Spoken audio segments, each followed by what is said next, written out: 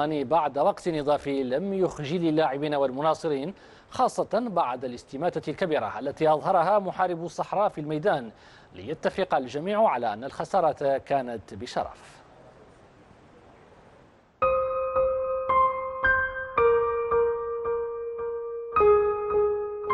وداعا لمنتخب غادر كأس العالم وخلف وراءه الدهشة والاحترام، وغير مفاهيم الخسارة وطعمها لدى الراسخين في أبجدية كرة القدم.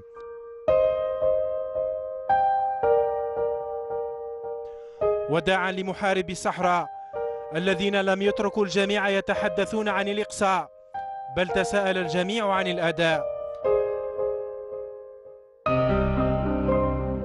فتيان الجزائر كانوا قريبين من خلع ثوب الضحية، وكانوا الأقرب إلى استحضار ملحمة خيخون عام 82، لكن بنسخة محدثة، وبرهنوا أن معدن اللاعبين واحد مهما تراكمت السنون.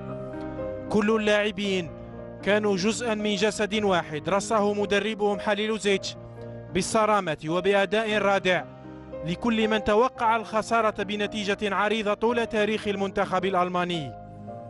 فنبولحي ومن معه آثروا الاستبسال ولم يسلكوا نهج الخوف، وجرجروا المنتخب الألماني إلى الوقت الإضافي، وخانتهم اللياقة البدنية وقليل من الخبرة، ولم يخنهم الأداء البطولي. فتيان التاريخ رفعوا راية الجزائر وإفريقيا ومعها العرب، وأعلنوا نهاية القصة في المونديال، وكسبوا الاعتزاز بأدائهم من الجميع. فكانت المباراة تعريفا بماهية نفوس المحاربين، وليعلنوا أن هوية الكرة الجزائرية والإفريقية والعربية ليست في خطر. محاربو الصحراء أشعلوا في نفوس المناصرين أمنية بقائهم، لكن الكرة دائما ما تفرق بين المنتخبات بالنتيجة. أداؤهم لم يترك كل مشجع يتجرع الخيبة كالعادة بعد كل خسارة، ويعض أصابع الندم على كل فرصة ضائعة.